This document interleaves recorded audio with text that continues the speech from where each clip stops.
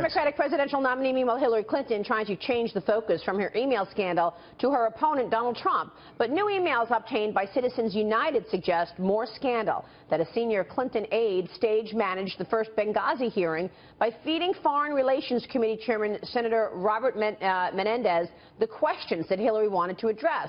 One email reads this, quote, "We wired it that Menendez would provide an opportunity to address two topics we needed to debunk: her actions and whereabouts on 9/11, and these email from Chris Stevens about moving locations." Joining us right now is Katrina Pierson. She is national spokesperson for the Donald Trump campaign. Katrina, thanks very much for joining us. Good morning. Thank you. So this is another example, Katrina, of Hillary Clinton working to rewrite the facts of the Benghazi attack. Will voters care? I think they will absolutely care, and I think we've seen that movement in the polls just here recently. This is a problem, and this is why they're now looking at obstruction of justice. This was obviously a failure to secure state secrets, and we have a serious problem now because Benghazi emails were found in this big stack of emails that were released, and they're still going through them today. As much as her negatives continue to rise, his negatives are as well, and people want to see specifics from Donald Trump. We just heard from the head of the NAACP. He wants specifics on the black community. But tonight you've got a big forum, a foreign policy forum. What specifics will Donald Trump offer in terms of the war on terror? Well, first, their negatives are high, but for very different reasons. For Hillary Clinton, it's honesty and trustworthiness. And for Donald Trump, it's just a personality flaw that most people can't get on board with. But I think at the end of the day, the policies are going to move out. The NAACP is an institution that is kept in place by division among the races, and Mr. Trump's policies are for all communities, whether you're black, white, Hispanic, or Asian. His economic policies specifically, which is what he's leading on. Mr. Trump has been offering specifics. He's offered 10-point plans on a number of different things. You can go to donaldjtrump.com and find those specifics, because Mr. Trump is running an American campaign. He's not running a coordinated boxed campaign. Sure. Can I just ask you, Donald Trump was invited on this show to come and address the NAACP. The president said that Mr. Trump has turned them down time and time again. Are you saying now that Donald Trump would dodge the invitation to go and address the NAACP? Does he have the guts to show up and address that organization? I don't think guts are a question for Mr. Trump. But the president left out a small detail in that invitation. It was during the GOP convention. That is why Mr. Trump could not make that meeting. Right now I think that's a conflict of interest. He's invited him right now on the show today. He did just invite him, and there are about 60 days left in this election cycle. Mr. Trump is going to continue to meet with organizations and groups. And what the individual also failed to mention is the fact that Mr. Trump has been meeting with individuals in the black community since the primary. So that's a no? He met with the Black Chamber of Commerce. He met with several pastors, black pastors, hundreds of them, in fact. So Mr. Trump has even tried to go to Chicago just this past March. So Mr. Trump has been making an effort the entire time. Yeah, and I guess the polls have tightened in the last couple of weeks, so he's doing something right, Dagan. Katrina, they have actually tightened. So you had a lead in the latest CNN, the national polls in the last week in Michigan, Wisconsin, Ohio show a race that's tightening. Florida within the margin of error, North Carolina, and even potentially Arizona still within reach of the Trump campaign. How much more time can he spend on the ground in those states and avoid states that are not wins for him, that are just out of the question, like Washington, for example? How about New York? Right. Well, I think what you've seen with Mr. Trump is he's extremely hard worker. He has been out there all day, every day, going from state to state, holding multiple events per day, unlike Hillary Clinton, who took a month off. And he's just committed, and this is something that Mr. Trump has been speaking about from the very beginning. He has the strength and stamina to get the job done. He's going to get out there and he's going to compete for every single vote that's available. And the polls are tightening because Americans see that, and they can see the sincerity and the genuine of his policies, because Mr. Trump cares about this country, and the polls are tightening even among African Americans. We're at 8% now, which is more than John McCain and Mitt Romney combined. Wow. Mr. Trump is working hard. Katrina, one of the biggest stats that surprised me from last month was that Hillary Clinton has a staff of over 700 people and Donald Trump has only 80. He's not opened his offices yet. get in the battleground states where he's got minimal presence there. When is he going to do that? Now that the polls have tightened, is he going to start actually putting boots on the ground and taking this seriously, where he needs to go in there and actually go on the ground in the swing states? Well, these are actually the same reports we had during the primary. If you'll recall, Mr. Trump doesn't have offices, he doesn't have a staff, he doesn't have ground game, and then he broke the record in primary turnout.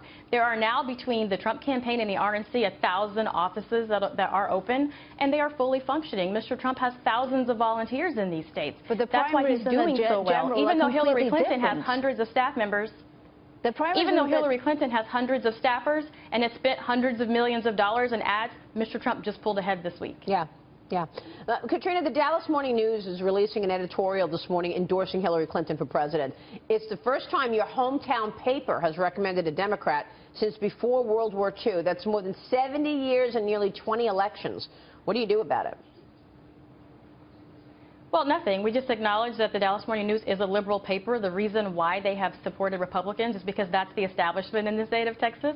And this is just an effort to continue to try to turn Texas blue, and it's just not going to work. Let me ask you this, Katrina, because when Donald Trump joined us, I guess about almost a month ago now, he said that after Labor Day, he told me this, after Labor Day, he would be releasing some of the names of the people that he would consider putting in his cabinet so that America can understand who he's going to surround himself with should he become president. Is that still in the plans? Is he going to be telling us a name or two in terms of who he's expecting to be naming in terms of his cabinet before the election?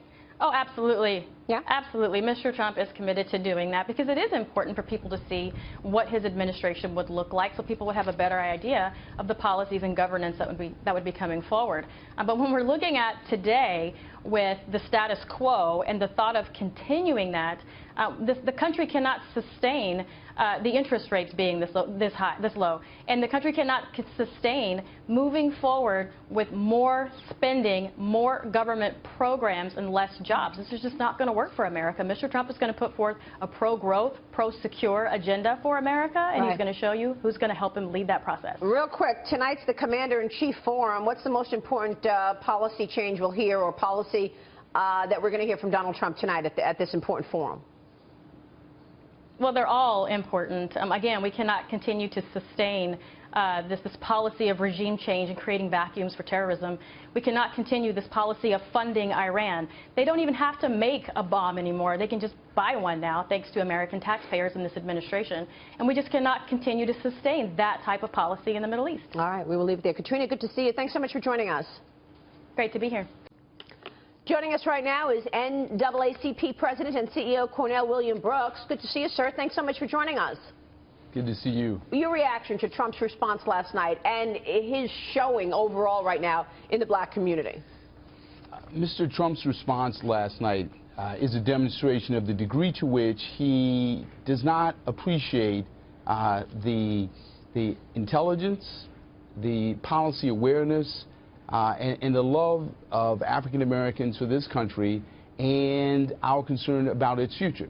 And so the point being here is one visit to an African American church 60 days before the election does not a campaign make. Dancing at an African American church, having a good time at an African American church does not speak to his positions with respect to policing or voting rights, or the economy relative to African Americans or Americans more broadly. As Mr. O'Reilly has lifted up, his calling into question President Barack Obama's parentage, his citizenship, is insulting. And the fact that he has not taken responsibility for that or apologized speaks to the fact that he does not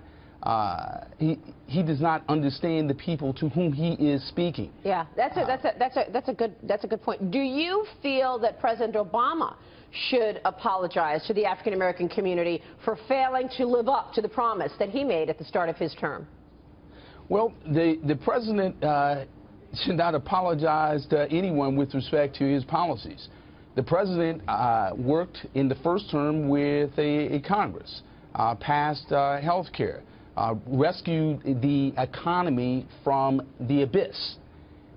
In the second term, he certainly did not have a Congress that was willing to work with him. Right. So the president doesn't owe anyone an apology. Let me just put, you know what, the reason I bring this up is because, you know, rap mogul P. Diddy said just last week President Obama has, quote, shortchanged the black community. He says he wants Hillary Clinton to earn his community's support. How do either of these candidates earn the community's support? Well, they earn the community's support by offering up policies, plans, prescriptions for reform that make sense. Where you have one candidate who has serially declined to speak to African Americans until 60 days before the election. You have another candidate who came before the NAACP, who went before the National Association of Black Journalists, who spoke in depth and in detail with respect to the nation's civil rights agenda and issues of concern to the African American community. There's a stark contrast. We are 60 days out from the election. If someone can share with me or any members of the NAACP or the nation at large, where does Mr. Trump stand with respect to voting rights? Where does he stand with respect to community policing? Where does he stand with respect to African-American unemployment, which he has cited inaccurately, but he has not offered any prescriptions as to the resolution of that? Do you think that it's patronizing for Donald Trump to say to the African-American community, I will fix this, I will make it better, without offering an actual solution, something that he does on other policy issues too? I'm going to make it all better. Isn't the obvious question how? And the same thing for Hillary Clinton? Oh, it is absolutely, it's personally patronizing and politically condescending to both refuse to offer up specifics and to simply be late to the party in terms of campaigning among African Americans, and then to assume that visiting one church with one pastor would suffice in terms of actually addressing the nation's civil rights issues and issues of concern to the African American community. It's certainly condescending. I mean, if you listen to the language. Was Hillary Clinton saying that she carries around hot sauce condescending? Was that patronizing? Remember, she said, oh, you know, I carry around hot sauce. I think she was sort of playing up to the group that she was with at the time. I think she was playing off Beyonce's lyrics in terms of lemonade and hot sauce and carrying it in a bag. I mean, that's certainly a hip-hop reference, a joke. But Cornell, more to the you point don't think here, it was patronizing then? You don't think it was patronizing? In the context of all that she said, no. Wait, but Cornell, I've got to bring up, when she was running for the nomination in 2008, both overtly and covertly, the Clintons said some things that were repugnant and racist, quite frankly, in talking about our president, our current president. Does that stick with you? Certainly, there are people within the African American community, among Democrats, among Republicans, who were taken aback by comments in the previous campaign and held them accountable. So there's no lack of a critique for the Clintons with respect to the things that they've said. Certainly the comments about by Secretary Clinton in terms of super predators.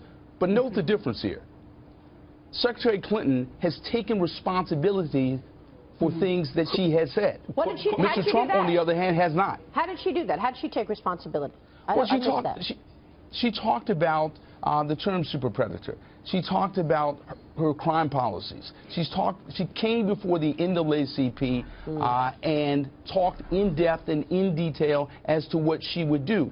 Note, Mr. Trump, on the other hand, quick question on that, because you talked about what she would do on her crime policies. I mean, she lobbied Congress in 1994 on that crime bill, which actually oppressed minorities as well as the poor when Bill Clinton was president. And so I was wondering what her take was on that and how she addressed that issue with you. And while I got your, I want to congratulate you on beating the city of Philadelphia right now in the free speech thing where you can actually run your ad. Well, I will simply note this. Secretary Clinton stood flat-footed before the NAACP and spoke about sentencing. She spoke about criminal justice reform. She spoke about policing and community policing for at least 40 minutes. Have you invited Donald Trump to speak in front of the group? Have you invited? Do you want to invite Donald Trump to the NAACP right now on this program? What do you want to say to Donald Trump right now? We would simply say to Donald Trump what we have said all along, which is to say that the NAACP is a nonpartisan civil rights organization. Are you inviting him to speak to your group? Absolutely. We've extended serial invitations to Mr. Trump before he won the nomination and subsequent. And so the point being here, the fact that he has serially declined to speak before the NAACP and other civil rights organizations speaks to the fact that he either does not have anything to say or does not know how to say it. Yeah, but in either case, people are listening. I'm just saying, I mean, I know he has been doing this narrative about sort of a dire situation, but when you see things like the 500th murder committed over Labor Day in Chicago alone, year to date, you wonder what's going on. I mean, what's your take in terms of reversing that course?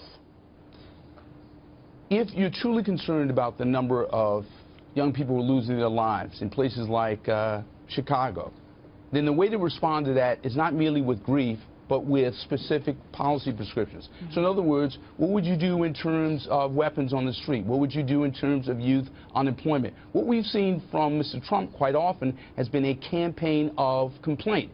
He's lifted up statistically what's wrong with the African-American community as he has so defined it. He, however, has not spoken specifically about what he would do with the problems that plague the African-American community specifically and America more broadly. Yeah. That's a challenge here. To be clear, he does have an economic plan, and he's talking about creating new jobs through his tax plan and through the rollback of regulation. I would say that is his plan. I would simply say that he has become more specific in that regard as time has progressed.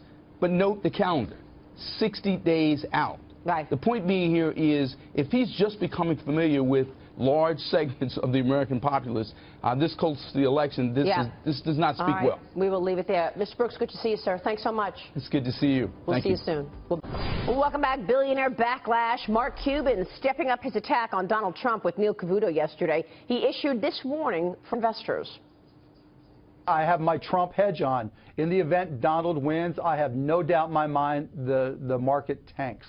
And so I literally have put on a more than 100% hedge that I'll put on stronger if it looks like there's a better chance as we go forward. But what about other investors? Let's talk about that. Joining us right now is Jason Trennert. He is Strategist Chief Investment Strategist. Good to see you, Jason. Good to see you. Do you agree with that? Markets tank if Donald Trump gets in? No. I mean, I think there may be an initial reaction in that regard because it's a fear of the unknown. By the same token, though, if the markets were to sell off, I would be a buyer. When I look at the policy mix that we have right now, we have very easy monetary policy, but we have tight fiscal policy, tight regulatory policy, and trade, I would say, is probably a push.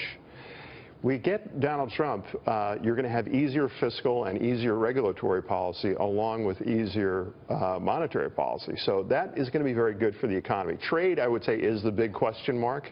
But I have to say both candidates right now are being pushed into being somewhat more hawkish on trade. So I'm not so sure there's a big difference. And frankly, anything that stimulates capital investment, capital formation, in my opinion, is exactly what the economy needs right now. And I don't think you're going to get that with essentially a third Obama term. I think this is a great point because the fact is Donald Trump is talking about a 15% corporate tax rate. I mean, if you've got and he's talking about companies bringing money back from overseas, you have to believe that's going to spur investment. Listen, the U.S. tax code is 3.5 million words, okay? The New Testament and Old Testament together are about 800,000 words, okay? This, as a businessman myself, I can tell you anything that simplifies the tax code, that makes it easier to do business, is going to result in more investment. It's just, you know, the lower prices are, the more you get of something, and that's, I think, I feel very strongly that would be very helpful. Well, and you look at Donald Trump's economic plan, which he laid out in Michigan was a very solid one. He talks about taxes, and he talks about bringing that down to around 15%, as well as when you look at overseas, we have Great Britain going to 17%, possibly 15%. We're just not competitive globally in the G20 on our corporate tax rate, which is a shame right now. So for him to talk about that, you're seeing the market really give in to the fact that whether Donald Trump or Hillary Clinton wins, it's going to be a stable market. There's not going to be huge sell-offs. Well, Hillary wants to raise taxes, and if she's raising taxes, Dagan, on the highest earners, that's going to hit small business. So how does that grow the economy? Right, and she also wants to raise capital gains taxes in a way. She wants to complicate the tax code, particularly with capital gains taxes, and midterm capital gains tax rates go back to the level they were during the Jimmy Carter administration.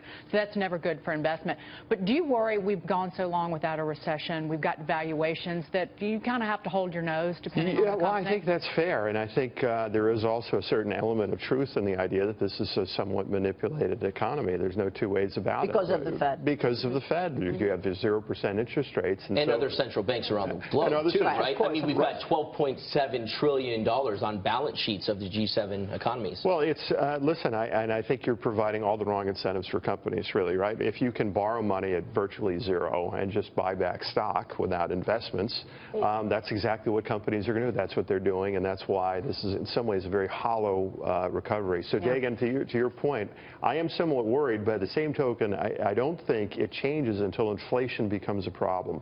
If inflation stays low and interest rates can stay low, stocks can grow. Stocks can, and I think what's going to happen, what is happening, is that the valuations of the very best companies, the strongest companies, are going to go. They're not quite at nosebleed levels now. They're high levels now. I have a feeling before this is all over, it's not going to feel that strange to pay 25, 26 times earnings for Coca-Cola. I would agree. Those earnings are worth more in a negative interest rate environment. That's why you're seeing companies like Clorox trade at 26 times multiple. But they are growing in this environment. I want to get Louise in here because, you know, Brexit. I like to look at Brexit as it relates to the U.S. election. I mean, you said, you know, you made a great point in terms of the policies coming out of these two candidates as a way to push back on Mark Cuban's ideas that the market tanks if Donald Trump gets in. But, I mean, everybody missed Brexit, Louise, right? Yep. And now look at the UK economy. Exactly. Everybody told us how everything was going to just fall out, you know, and it was so hysterical. I was involved in the campaign, and I knew that it would not. I remember going on Fox the day afterwards when the markets were panicking and crashing, and I said, buy on the dip. I may not be a financial professional, but I knew perfectly well the markets were going to come right back up, and indeed they did. But part of that is free trade. Britain is now free to conclude its own trade deals. The city, for example, can conclude a trade deal with Singapore. I think Donald Trump really wants to solidify his financial advantage. He needs to get off this pro-Putin, anti-free trade. What is anti-globalism? You know, Republicans are in favor of free trade. He has to be a pro-business president. He's halfway there on the taxes. He's got to get rid of this anti-globalist stuff. You know, Republicans believe in free trade. Which is why you said trade is one of the more important. I think, you know, part of this election, and this gets into something that's not my bailiwick, but it's a social science, but I think that a lot of regular people are questioning what the intellectual elite have been telling them is good for them. And whether that's free trade or open borders, the elites know it. And it's negative interest rates is the latest, I would say, is the latest thing that elites are telling them are going to be good for them. And it's not working out. Where I come from, they don't call them elites. They have other words for them. Well, and Hillary Clinton has been the queen of crony capitalism and sending through the foundation as well. So that trickles through the economy. Real quick, while we have you, yesterday Amazon at an all-time high, NASDAQ at an all-time high. Would you buy technology right here, Jason? I would. I would. We talked about it before. I mean, we talked about the company. Some of those companies don't have dividends. There's a lot of old tech, you know, I would say the Ciscos of the world, the Microsofts of the world, which have remarkably, just given my career, have become yield plays. I mean, I remember when Cisco was trading at 100 times earnings in '99, and the concept of them paying a dividend would be seen as absurd. Apple's a yield play. That's right. Yeah, Apple's a yield play. Yeah, and Microsoft. So there's, you know, in a world of negative interest rates, those dividends become very important. The tech sector yields more than the 10-year Treasury. Thank you so much, Jason. Jason Trenner, a strategist there. Straight ahead. Well, I think one of the things we're seeing is the tightening of the polls, especially on the four-way. The Fox poll showed Hillary last week with a 6-point lead, but only a 2-point lead, same as we do on the four-way ballot. What's not changing is the favorable, unfavorable ratings of either of these two candidates. We had Hillary at 55%, Trump was at 58%. So the closing is coming in large part from two things. One is that Hillary bleeds more to the other third-party candidates when you go to the four-way ballot. The other is that Trump in recent weeks has gotten back up to an equal support level from Republican voters to where Hillary is with Democratic voters, and that has closed the race. Yeah, I mean, he certainly has had a better 2 weeks, Dagan, relative to what we saw right after the convention. And right. Go ahead, Ed. And she's been in hiding, essentially, doing nothing but fundraising during the month of August. Well, I think I wouldn't put too much credit on that. I think it's a combination of fundraising and planning for the debates, which are going to be very important. I think what we saw from Trump in the last 2 weeks is less of the rallies, less of the kind of brash, aggressive Donald Trump, which gives an opportunity for those Republicans to kind of fall in line. One of the things I've been saying for some time is that him leading with his personality, he doesn't need to do that anymore. He's the nominee. Leading with his personality stirs up those negatives. It's like a boxer with a glass jaw leading with his chin. He needs to talk about issues, which he's doing, and the more he talks about issues and connects that with the Republican position on issues, which is stronger than he is on the economy, on jobs, and even foreign affairs, the better he's going to do in the polls. Let me get to the next poll we want to look at, because heading into the election, your poll also shows the top issues for voters. Walk us through that and what's changed. Well, you are seeing a little bit less of an emphasis on terrorism than what we saw early in the summer and kind of midsummer. More of an emphasis on the economy, on jobs, on taxes. So again, I think the more he has an opportunity, and one of the things we saw in this survey is that Republicans versus Democrats score higher on those measurements than he does versus Clinton. So I think kind of falling in and falling back on those positions that Republicans have been fighting, quite frankly, for quite some time, the better he'll solidify that Republican vote and be in a position to win in November. Yeah, we keep seeing, Louise, people feel that Donald Trump is better equipped to create jobs. I guess so. Based on polls. I'm interested at that number for the economy. It's actually quite low, 21%, and I think that's because the economy is doing okay. But what we're just hearing from the pollster here is the more Donald Trump acts like the despised establishment that he's been running against for so long, the better he does in the polls. Less Trump, more GOP. Hillary Clinton was absent for most of August, but she's been absent for the whole campaign because she's allowed Trump to run against himself. If he can just get out of his own way and act like a real Republican, then he has a chance to win. Go ahead, Ed. And really what I'm saying is if you look at the survey and you look at Republicans versus Democrats on those issues, it's coming out on the policies rather than leading with his personality.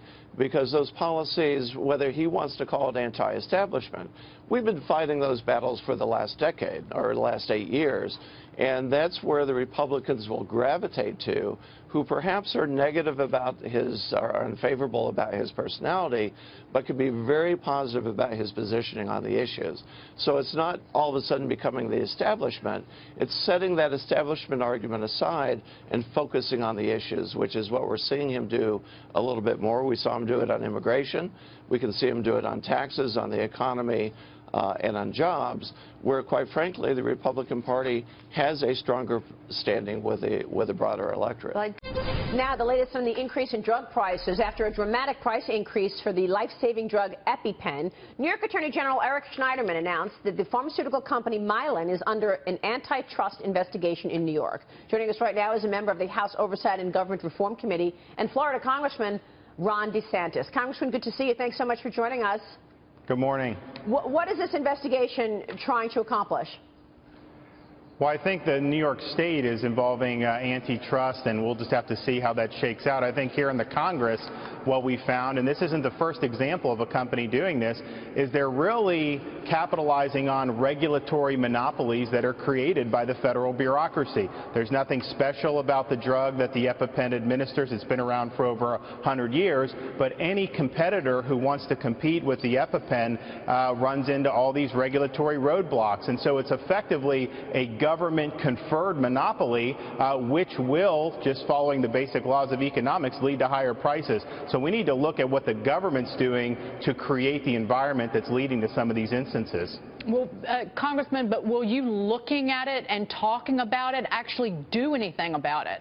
It comes down to the FDA essentially not approving generic competitors with speed. You had the problem with Sanofi because there were a few instances of injections that went wrong. There was a recall there. Teva tried to introduce a generic competitor. That's really the issue, is the Food and Drug Administration. I agree 100%. And we remember when Martin Shkreli did the increase for Daraprim, we brought in the FDA and they said, look, we don't really follow the prices. That's not our mandate. And while that's true, they are not involved in price controls. They have to understand how their lack of action is fueling these price increases. And so I think part of it is the FDA has dropped the ball. But yes, I think there is some room for Congress to enact some legislative reforms so that we can streamline this process and make sure that these drugs are getting to market in a cost-effective way. Congressman, what actual legislative reforms are you talking about to address this issue? Because we saw what Mylan did is they hired a cadre of lawyers and lobbyists to squash the competition and to overburden the FDA. So what can Congress actually do to prevent that from happening? So it's not only the price increases, you have special interests protecting themselves. Oh, without question, and unfortunately, that's just the mother's milk of how modern Washington operates. And, you know, I'd like to break that up across the board, not just in this instance, but it will be tough to enact reforms because of what you're saying, because the companies that have access to the people who can lobby to prevent these types of changes, they're really in the driver's seat. It's always easier to stop a legislative reform than to actually enact it. So I think all of those things will be roadblocks. But look, there are certain common sense things that you can do in terms of the speed in which these things have to be dealt with and removing other roadblocks that people who are well-meaning trying to bring good products to market are just getting beat down by the bureaucracy. But there are a lot of frightened people out there right now who depend on these EpiPens, and this is an absolutely huge increase. And when I hear legislative reform, it sounds great. It also sounds like it's going to take forever. What can you do right now to ease this situation? And can you put a rocket up the behind of the FDA, basically, and tell them that change is going to come sooner than later if they don't pull their ideas out? You say pricing isn't a part of their remit, but when pricing hurts sick people as it's doing in this way, then it has a direct knocking-on effect on health, and I would argue that it has to be a part of their remit. People are terrified about the price of this EpiPen going up. Real quick, Congressman. Well, I would just say that we don't have a hearing scheduled, but I think we will bring the FDA again in front of the Congress and identify some of these shortfalls. And when you get some sunlight on it, that tends to be a good motivator for them to start to change their ways. Congressman, let me switch gears for a minute, because the FBI says that Hillary Clinton's staff destroyed her mobile device with hammers. I mean, literally with a hammer. Donald Trump obviously responded. Listen to this. I want to get your reaction to see if you're going to do anything about it. It's such a long answer to that question. It could go on for days. 13 phones, iPhones, whatever they were, and just banging the heck out of them. How about the acid wash of the emails that didn't mean anything? How about the 33,000 missing emails that were acid washed? Okay, acid washed. And Rudy was telling me nobody does it because it's such an expensive process. So, Congressman, we know this from the FBI notes that were released, obviously, on Friday night after 4:30 in the afternoon on Labor Day weekend, which is ridiculous in and of itself. But we got the FBI notes. We know that Hillary's staff actually literally used a hammer to destroy at least 2 of 13 devices she used during a 4-year period. And she used that bleach to destroy the emails. Is that obstruction of justice? Are you going to have an investigation about this? We are going to investigate all the fallout from how these devices were handled, how the emails were erased. And I would just say, Maria, it's interesting because Director Comey rested his recommendation not to prosecute on the lack of intent. But I would ask, what intent is being shown when you're taking a hammer to BlackBerries and you're going to these extraordinary lengths to use BleachBit to delete these emails? If there was really nothing incriminating there, then why would you go through such trouble? Not to hide yoga lessons, I don't think. Right.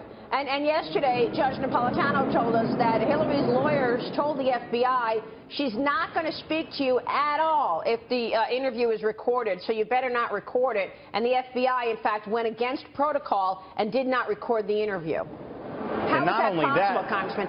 Are you going to do anything about that? I mean, can you do anything about this stuff? We're going to conduct oversight. We have Comey coming to the Congress tomorrow or next week in front of the Judiciary Committee. But I would also say, not only did they not record it, they let Cheryl Mills, who was her chief of staff at the State Department, sit in the interview. She was a potential target of the investigation as well. They would never do that for the run-of-the-mill criminal suspect. So there is so much about this that just doesn't follow how the FBI would normally do business. So Congress is going to investigate this then, and you've got Jim Comey speaking to you next week, you said. We are, and then on Monday, on the Oversight Committee, we're doing a hearing about the email issue, the deleted emails, and trying to get to the bottom from the technical side. We need to talk to some of the tech geeks about how all this stuff came to pass. Congressman, thank you. We'll see you soon, sir. We'll be watching. Ron DeSantis there.